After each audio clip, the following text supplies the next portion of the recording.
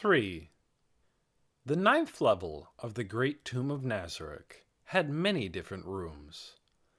Of course, there were guild member rooms and rooms for the NPCs, but there were also facilities like a large bath, a cafeteria, a beauty parlor, a clothing shop, a general store, a spa, a nail salon, and many other rooms reminiscent of stores. The reason these kinds of places existed, despite being meaningless in-game, was either because lots of guild members had been obsessed with those types of details, or perhaps because they were building the tomb in the image of an arcology. It could have even been that because employment conditions in the real world were so horrible, the designers longed for such places. And in one of those rooms, the manager of this particular area was the Great Tomb of Nazarick's sous chef. Usually he displayed his talents in the cafeteria, but depending on the day and the time, he might also be here making sure things were ready in case someone came by. The room, designed to be like a short bar with only a handful of regulars, glowed quietly in the subdued lighting. With shelves full of bottles and 8 chairs at the bar, he was confident this was a fine enough room to quietly enjoy a drink. He was as content and fulfilled in this space he had been given as if it were his castle. But several minutes after welcoming one first-time customer, he realized a lot of that depended on the character of his clientele. Gulp, gulp, gulp. Ah! Thus his customer downed one drink after another. As the sous chef absent-mindedly polished a glass, he thought, "If you want to drink like that, there are more appropriate places for it." The ninth level had lounges and bars. There was no need to guzzle here. She slammed her glass, a rather large one, down on the counter. The sous chef desperately suppressed the urge to scowl. "Next!" In response to the order, he filled her glass, full to the brim with spiritus and some blue one on top. Then he gently offered it to her. "It's called Tears of a Lady." The woman looked doubtful, but when he told her the name he'd improvised, her face lit up at finding a drink she'd never seen before. "So the blue spreading out in there is her tears?" "Yes, that's right," he gracefully lied. She picked up the glass, put it to her mouth, and chugged it in one go with the smooth motion of someone drinking coffee-flavored milk right after taking a dip at the bathhouse. Then she slammed the empty glass on the bar just like before. "Phew! I'm a little drunk." "That's what happens when you drink so fast. Perhaps you should go home and rest for today?" "Nah, I don't want to go home." "I see." He tried to polish a glass and shrank from the woman's obvious disapproval. "If there's something you want to say, then say it. This is why women are such a pain in the ass. This bar is meant for gentlemen dandies, not obnoxious women. I could just bar them from entry, or not. It would be disrespectful to the supreme beings. But what a bad idea this was." He'd invited her here himself. She'd looked so forlorn walking along the hall of the ninth level that he'd gotten worried and approached her. And this was the result. In retrospect, he certainly regretted it.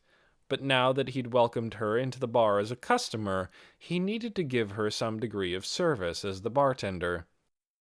"Even if I give her random made-up drinks." Bracing himself, he asked, "What's the matter, Mr. Shaltear?" He doubted it was just his imagination that she seemed to have been waiting for him to ask. "Sorry, I don't want to talk about it." "Oh, for fuck's sake." He frowned in spite of himself, but since he was a Myconid, she didn't understand his facial movements, so she didn't respond. She just toyed with her glass on the bar with a finger. "I'm a little drunk." "I see. That's impossible, but okay." Shaltear seemed to think she was truly inebriated, but he could say with confidence that she was not. Drunkenness was a status, like being poisoned, so anyone with total resistance to poison would never get drunk. Naturally, as an undead, poison didn't work on Shaltear, so she wouldn't get intoxicated from alcohol. Most of the patrons of his bar either removed their poison immunity item or just enjoyed the atmosphere, knowing they wouldn't get a buzz. But it must have been the truth that Shaltear thought she was drunk. Drunk on the atmosphere, perhaps. As he wondered what to do, the glorious sound of what could be called a heavenly intervention rang out. He turned and bowed his head slightly. "Good evening." "Hey, Pecky!" The newcomer, who called the bartender by his fungus-inspired nickname, was one of his regulars, the assistant butler, Eclair. He was accompanied by the male servant who carried him under his arm. Eclair was quietly deposited on a chair, as always. He was only about 3'3", and the bar chairs had high legs, so he had trouble sitting down by himself. When the sous chef looked at Shaltear, wondering why she hadn't greeted the pair, even though they sat right next to her, he saw she was staring at the counter and mumbling something. The words he could faintly hear seemed to be an apology to the supreme being Ainzul Gon. Eclair gave his order in an affected manner. "I'll have the usual." "Yes, sir." The usual could mean only one thing. The cocktail using 10 liquors of 10 different colors, the Nazarick. It looked exquisite, but flavor-wise, one glass was plenty. The regulars were fond of it, and thought the name fit perfectly, but it wasn't something that could be recommended to others. He'd experimented with ways to try and make it taste good, but he didn't have much hope for the possibility. He mixed the 10-colored cocktail with a practiced hand and set it in front of Eclair. "You there, miss! This is for you." The next thing he heard was the glass tipping and spilling everywhere. Eclair must have wanted to slide the drink down the bar to her, but that was a move only dexterous people, or characters in a manga, could do. It was not something a penguin could pull off. The sous-chef picked up the fallen glass and let out a sigh of relief after examining it and finding no nicks. Next, he wiped up the alcohol that had spilled across the counter and said quietly with an angry look, "Could you not smack drinks with your flippers? If you insist, then warn me and I'll pour into a glass with a wider base." "My sincere apologies." Noticing this comedic display, Shaltear seemed to finally realize Eclair was present and raised her head. "Oh, Eclair. Haven't seen you in a while." "It has indeed been a while. I see you every time you come to the 9th level." "Really?" "Yes, but it's rare to see you here. I thought Demiurge was about the only guardian to come here, although he did stop by for a quiet drink with Cocytus the other day." "Really? Huh." Shaltear's eyes widened upon hearing of her colleagues. "But what's wrong? You look so distraught." "It's no. I just failed spectacularly, so I'm drowning my sorrows like the terrible guardian I am." Eclair looked perturbed and mouthed, "What's with her?" to the sous-chef. But the sous-chef didn't have an answer, so he just shook his head. He wanted them to enjoy their drinks, though, so he brought up an unexpected topic.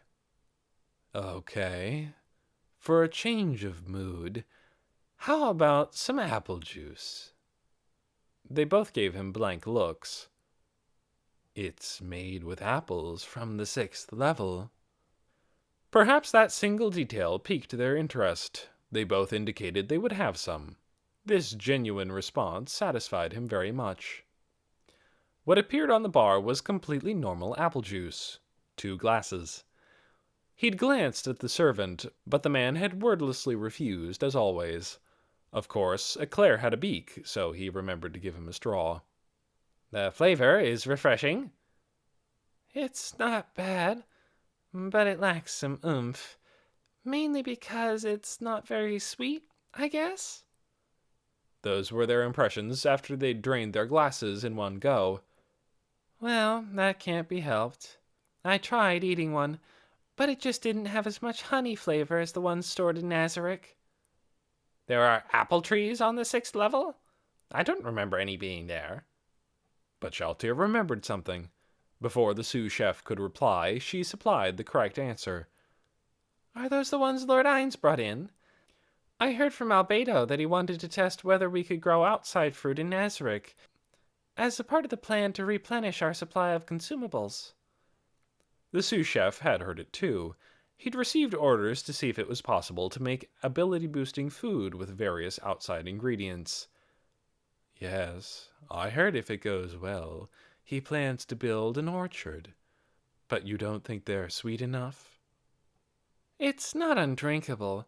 It might be good for those times when you want a light sweetness. But who's growing them? Aura and Mare are outside. Did they leave it up to their magical beasts? No.